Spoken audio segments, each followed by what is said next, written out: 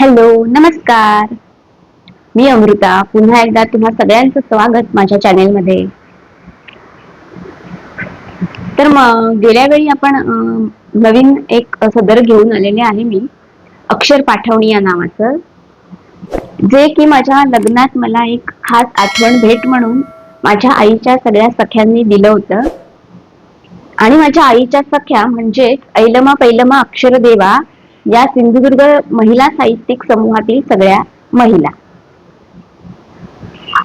तर त्याच वेळी मी अक्षर पाठवणी या विषयी सगळं सांगितलं, आपण बरंच बोललो. पण तेव्हा एक गोष्ट सांगायची राहिली होती आणि तीच म्हणजे ती सगळ्यात महत्वाची गोष्ट होती. आणि ती म्हणजे या अक्षर पाठवणी याची संकल्पना आणि किंवा याची जन्मकथा. ही संकल्पना कशी सुचली, कुणाला सुचली, तर त्याविषयी थोडंसं बोलायचं राहिलं होतं. अनवधानाने माझ्याकडून ते राहून गेलं. खर तर कुठलीही सुंदर गोष्ट किंवा सुंदर गोष्टीची सुरुवात होते तेव्हा ती कुठून झाली, कशी सुरुवात झाली, हे सांगणं सुद्धा तितकंच गरजेचं आहे. पण गेल्या व्हिडिओमध्ये ते माझं सांगायचं राहून गेलं. पण काही हरकत नाही, आज आपण त्याविषयी ऐकूया. आज मी या अक्षर पाठवणी मधला पहिला लेख वाचणार आहे. पण त्याआधी आपण या संकल्पनेची सुरुवात कुठून झाली याची थोडीशी माहिती करून घेऊ. तर काय झालं होतं, माझं लग्न ठरलं आणि लग्न ठरल्यावर रुखवतामध्ये, रुखवत ही लग्नातली एक महत्वाची गोष्ट असते मुलीसाठी.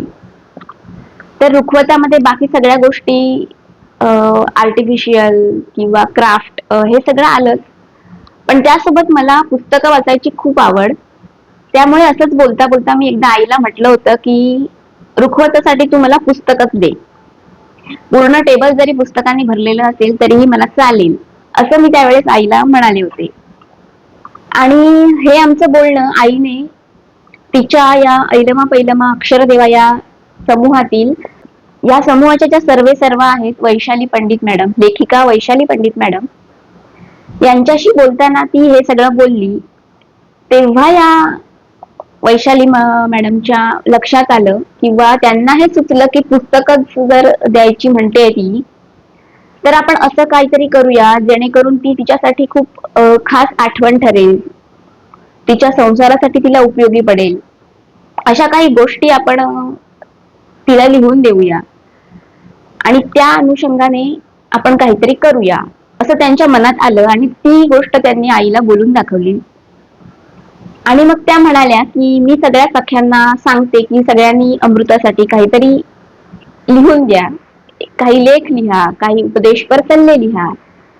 तर असं सगळं झाल्यानंतर या सगळ्याची सुरुवात तिथून झाली होती. आणि त्यानंतर वैशाली पंडित मॅडमनी या सगळ्याची जबाबदारी घेतली आणि त्यांनीच सगळ्या सख्यांकडून हे सगळे लेख लिहून घेतले. आणि त्यानंतर दुसरी एक सखी, त्यांचीच एक सखी सुमेधा, डॉक्टर सुमेधा नाईक, या दोघींनी मिळून हे सगळं अंमलात आणलं. हा अक्षर पाठवणीचा जो अल्बम आहे तो त्यांनी तयार केला. त्याच्यासाठी बरेच कष्ट घ्यावे लागले असतील त्यांना नक्कीच. तर सांगायचा मुद्दा हाच की या सुंदर गोष्टीची जिथून सुरुवात झाली आणि ज्यांना ही संकल्पना सुचली त्यांचं नाव घ्यायचं राहून गेलं होतं. खरं तर त्याच या अक्षर पाठवणीच्या सर्वे सर्व असं म्हणता येईल. आणि त्या उत्तम लेखिकाही आहेत, त्यांचं पुस्तकही मी वाचलेलं आहे याआधी. तर अशी होती या अक्षर पाठवणीची जन्मकथा किंवा अशी सुरुवात झाली होती. तर आज आपण ऐकूया या अक्षर पाठवणी मधला पहिला लेख. आणि हा लेख लिहिला आहे मंदाकिनी गोडसे, राहणार देवगड, यांनी हा लेख लिहिलेला आहे. आणि हा लेख म्हणजे लग्न या गोष्टीवरच लिहिलेला आहे. लग्न हे फक्त दोघांचं नसतं, ते दोन कुटुंबांचं असतं, दोन संस्कारांचं असतं. लग्नामध्ये प्रेम, जिव्हाळा, आपुलकी असते आणि या दोघांच्या सुंदर जगण्याची ही जबाबदारी असते.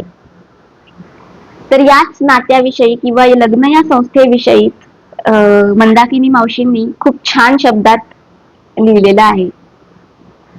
चला तर आपण ऐकूया हा पहिला लेख. आणि मला खात्री आहे की हे सगळे लेख वाचून झाल्यानंतर तुम्हालाही अक्षर पाठवणी खूप जवळची वाटायला लागेल आणि तुम्हालाही वाटू लागेल की आपल्याही मुलीच्या रुखवतामध्ये तिला एखादी अशीच अक्षर पाठवणी भेट म्हणून द्यावी.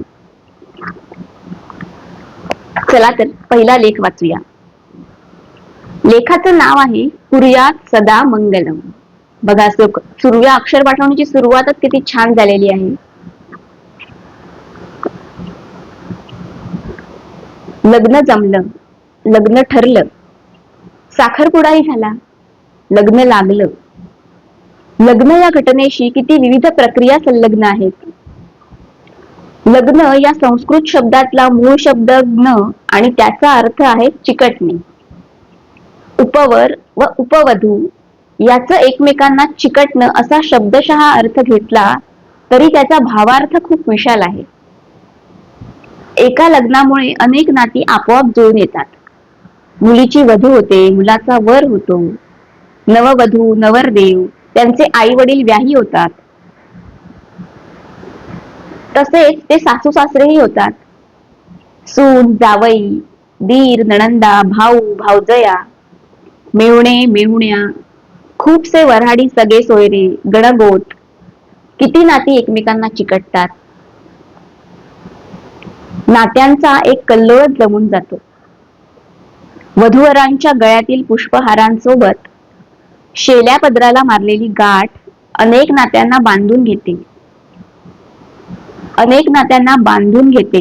माझे माझे करता गळ्यात करता करता तुझे माझे एकच होऊन जाते.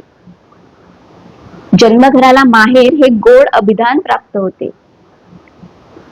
तर सासूरवाडीला जावई मोठ्याच आदराचा मानकरी होतो. सासर घरी जातानाची बावरून टाकणारी हुरहुर हळूहळू मावळत जाते आणि सारं अंगवळणी पडतं. ह्या अंगवळणी पडण्याच्या प्रक्रियेत अंगाचा विचार फारच महत्वाचा. अनुरूपता शोधली जातेच, पण बाह्यांगाबरोबर अंतरंगांची ओळख फार महत्वाची. एरवी फार जोपासलेली सांभाळलेली शरीरं एकमेकांना सर्वार्थाने स्वाधीन करायची असतात. पूर्वी तर लग्नपत्रिकेतच यांचा शरीरसंबंध करण्याचे योजिले आहे असंच लिहित. भिन्नलिंगी शरीरांची नवी ओळख, त्यामागचा स्पर्श, संकोच, लज्जा, उत्सुकता, ओढ, आर्तता, सारांश शब्दात सांगणं येणं अवघडच. सारं शब्दात सांगता येणं अवघडच. सुप्रसिद्ध लेखक पु. भा. भावे हनीमून शब्दाला मराठीत लिंगोत्सव म्हणत असत. पहिल्यांदा वाचला तेव्हा कसं तरीच वाटलं. मग वाटलं खरंच आहे हे लग्न, आलिंगन, विलग्न, मिलन. ल अक्षरातले दोन अर्धगोल एकत्र येतात आणि आपल्याला मग्न करून टाकतात. त्यात विघ्न येऊ नये म्हणून आपण देवाला प्रार्थना विनवणी करतो. लग्नाचं हे निर्विघ्नपण खूपसं परस्पर नातेसंबंधावर अवलंबून असतं. ही नाती जोडताना खूपदा सांधेमोड करावी लागते, रंधा मारावा लागतो, अनुरूपतेत एकरूपता आणावी लागते, सांधायला वेळ द्यावा लागतो. प्रेम लाभे प्रेमळाला त्याग ही त्याची कसोटी. लग्नाने नात्यांचे हक्क मिळतात. ते समाजसंमत कायदेसंमत असले तरी तेवढीच त्यांच्या कर्तव्यांची दुसरी बाजूही फार महत्वाची आहे.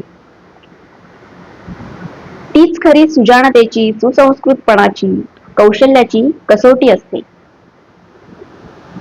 विश्वास हा तिचा पाया असतो. समंजसपणा हा आत्मा असतो. तुटलेल्या व बिघडलेल्या नात्यांचा साऱ्यांनाच त्रास होतो, क्लेश होतात. विवाह शब्दाचा अर्थही असाच आहे. वह म्हणजे वाहून नेणे, वि उपसर्ग लागल्याने अलग करून वाहून नेणे म्हणजे विवाह. हा कन्येचा विवाह. सुस्वरांची सनई मंडपाची, सुस्वरांची सनई मंडपाची रोषणाई, सुगंधाचा घमघमाट, मेजवानीचा थाटमाट, आहेरांची नवलाई, सळसळणारी वस्त्रप्रावरण, खळखळणारी हास्यवदन, मंगलाष्टकांचा उच्चार नवविवाहितांना मनापासून शुभेच्छा आशीर्वाद देत असतात. चला तर त्यांच्या स्वरात आपलाही स्वर मिसळून म्हणूया, कुर्यात सदा मंगलम. वा, मंदाकिनी मावशींनी खूपच छान शब्दात खूप काही सांगून गेलेल्या आहेत त्या. अगदी लग्न या संस्थेबद्दल खूपच छान शब्दात त्यांनी वर्णन केलेलं आहे. आणि म्हणूनच मला ही अक्षर पाठवणी खूप जवळची वाटते. तुम्हाला सुद्धा हा लेख खूप आवडला असेल आणि या लग्न या शब्दाचा खरा अर्थ सुद्धा समजला असेल. तर हा लेख तुम्हाला आवडला असेल तर कमेंट करून मला नक्की सांगा. अजूनही असे छान छान लेख आपण वाचणार आहोत, ऐकणार आहोत. त्यासाठी तयार राहा. आणि हे सगळे लेख आणि माझे बाकीचे व्हिडिओज बघण्यासाठी चॅनेलला सबस्क्राईब करायला विसरू नका. आपण भेटूया पुढच्या व्हिडिओमध्ये. तोपर्यंत काळजी घ्या.